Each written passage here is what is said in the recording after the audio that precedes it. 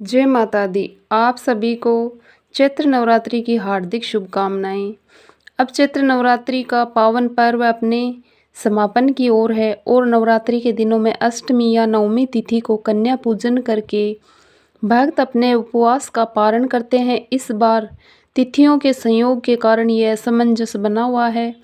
ये भ्रम बना हुआ है कि अष्टमी का व्रत कब करें, नवमी का व्रत कब करें, और अगर आप रामनवमी मनाना चाहते हैं तो वह आप किस दिन मनाएं।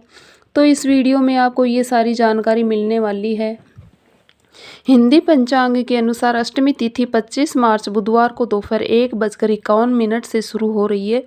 इससे पहले तक सप्तमी तिथि रहेगी और 26 मार्च को गुरुवार को सुबह 11:49 पर अष्टमी तिथि का समापन होगा। वहीं नवमी तिथि 26 मार्च गुरुवार को सुबह 11:50 से शुरू होगी और नवमी तिथि का समापन 27 मार्च शुक्रवार को सुबह 10:07 पर होगा। और यही कारण है कि इस बार नवमी 2 दिन पड़ रही है। पहले दिन अष्टमी नवमी का संयोग पड़ रहा है और दूसरे दिन नवमी और दशमी का संयोग पड़ रहा है।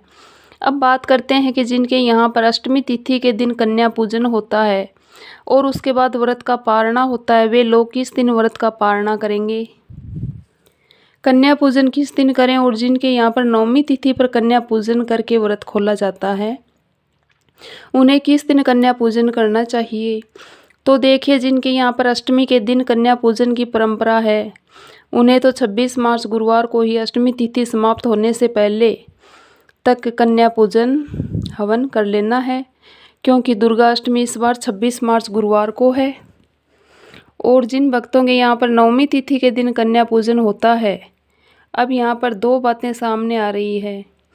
कुछ लोग 26 मार्च गुरुवार को अष्टमी और नवमी तिथि दोनों ही मनाने की बात कर रहे हैं।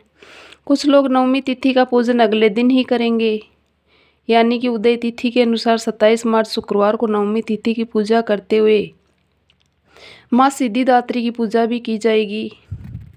हम भी उदय तिथि के अनुसार 27 मार्च शुक्रवार को ही नवमी तिथि का पूजन करेंगे। कन्या पूजन भी 27 मार्च शुक्रवार को ही करेंगे, लेकिन अलग अलग लोग अलग अलग जानकारी दे रहे हैं, जिसमें अधिकतर लोग इस बार अष्टमी के साथ नवमी तिथि का संयोग होने के कारण एक ही दिन अष्टमी और नवमी की पूजा करने की बात कर रहे हैं। तो यहाँ पर आप अपनी श्रद्धा के अनुसार, अपने विवेक के अनुसार अष्टमी और नवमी का पूजन चाहे तो एक दिन भी कर सकते हैं, या फिर अगले दिन जब नवमी तिथि हमें प्राप्त हो रही हो तो अगले दिन भी आप नवमी का पूजन कर सकते हैं।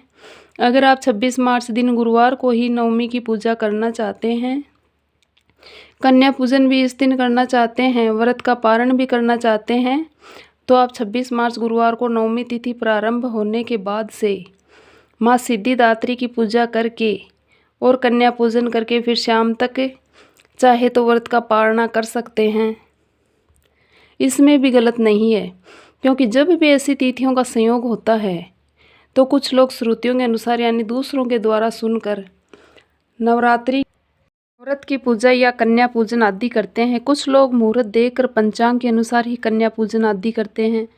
तो जो लोग पंचांग आदि पर विश्वास करते हैं उन्हें तो 27 मार्च शुक्रवार को नवमी और 26 मार्च गुरुवार को अष्टमी का पूजन कर लेना चाहिए। और कन्या पूजन के लिए अष्टमी तिथि के दिन दोपहर 12 बजे से पहले आप कन्या पूजन कर लें। नवमी तिथि अगर आप 26 मार्च गुरुवार को ही मना कर चल रहे हैं तो शाम को सूर्यास्त होने से पहले आपको कन्या पूजन कर लेना चाहिए। और जो लोग दशमी तिथि को व्रत का पारणा करना चाहते हैं वे लोग इस बार 27 मार्च शुक्रवार को सुबह कन्या पूजन करने के बाद जब दशमी तिथि लग जाए उसके बाद से व्रत का पारणा कर सकते हैं। कलश विसर्जन भी शुक्रवार के दिन किया जा सकता है। कन्या पूजन सूर्योदय के बाद से लेकर सूर्यास्त पहले तक आप कर सकते हैं। ध्यान रखेंगे, राहु काल के समय कन्या पूजन प्रारंभ करने से बचना चाहिए। अगर कन्या पूजन करते समय बीच में राहु काल आ जाए तब उसका दोष नहीं लगता, लेकिन किसी भी शुभ काम को करते समय शुरुआती समय में राहु काल का समय जब हो तो उसका त्याग करना चाहिए। ये थी आज की वीडियो। जानकारी आपको कैसी लगी? उम्मीद करती हूँ आज की वीडियो आपको अच्छी लगी होगी।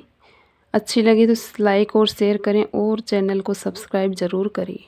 जय माता दी।